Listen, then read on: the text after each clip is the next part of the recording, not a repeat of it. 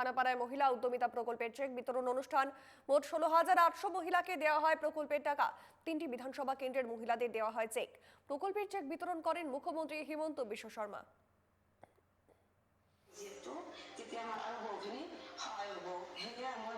মোট 16,800 মহিলাকে দেওয়া হয় এই প্রকল্পের টাকা, যেখানে মুখ্যমন্ত্রী হিমন্ত বিশ্ব শর্মা তিনি উপস্থিত রয়েছেন। আরো একবার জানাবো, খানাপাড়া মহিলা উদ্যমিতা প্রকল্পের চেক বিতরণ অনুষ্ঠান। মোট 16,800 মহিলাকে দেওয়া হয় প্রকল্পের টাকা। 3টি বিধানসভা কেন্দ্রের মহিলাদের দেওয়া হয় চেক। প্রকল্পের চেক বিতরণ করেন মুখ্যমন্ত্রী হিমন্ত বিশ্ব শর্মা।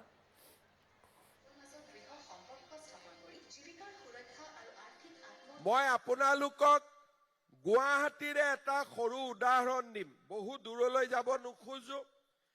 আমাৰ গুৱাহাটীত পাঞ্জাবাৰীত চন্দ্ৰপ্ৰভা আত্মসহায়ক গোটৰ পুষ্পা দাস বাইদেউ, তেওঁ গ্ৰুপৰ পৰা 50,000 বেংকৰ পৰা লোন লৈ সৰু চাহৰ দোকান এখন খুলিলে।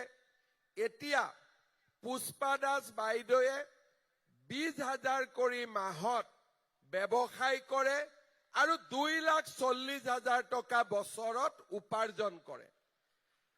এতিয়া এগৰাকী পুষ্পা দাস বাইদেৱে যদি এই কামটো কৰিব পাৰিছে, চৰকাৰে সহায় কৰিলে আমি সকলোৱে চেষ্টা কৰিব পাৰিম নে নোৱাৰিম?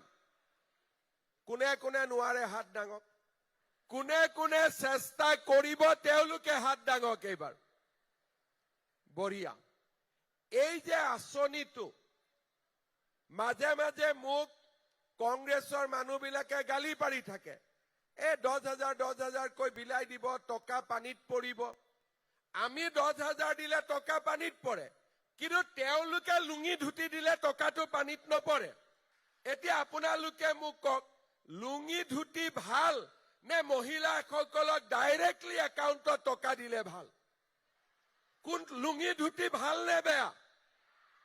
এতিয়া মহিলাসকলক মাতিব, 5 বছৰৰ মূৰত এবাৰ লুঙি এখন দিব, ধুতি এখন দিব, 1 লেটা সূতা দিব, কম্বল দিব আৰু আঁঠুৱা দিব। 5 বছৰৰ মূৰত এবাৰ। তাকো যাৰ ভাগ্যত আছে সিহে পাব। যদি বিজেপিক ভোট দিম বুলি কয় নাপাব, অকল কংগ্ৰেছক ভোট দিম বুলি কলেহে পাব। কিন্তু ইয়াতে আমি মহিলাসকলক মাতি আনিছো। কাৰোবাক সুধিছো নেকি যে আপোনালোকে বিজেপিক ভোট দিছে নে আগতে কংগ্ৰেছক ভোট দিছে? আমাৰ উদ্দেশ্যটো হ'ল সকলো মহিলাকে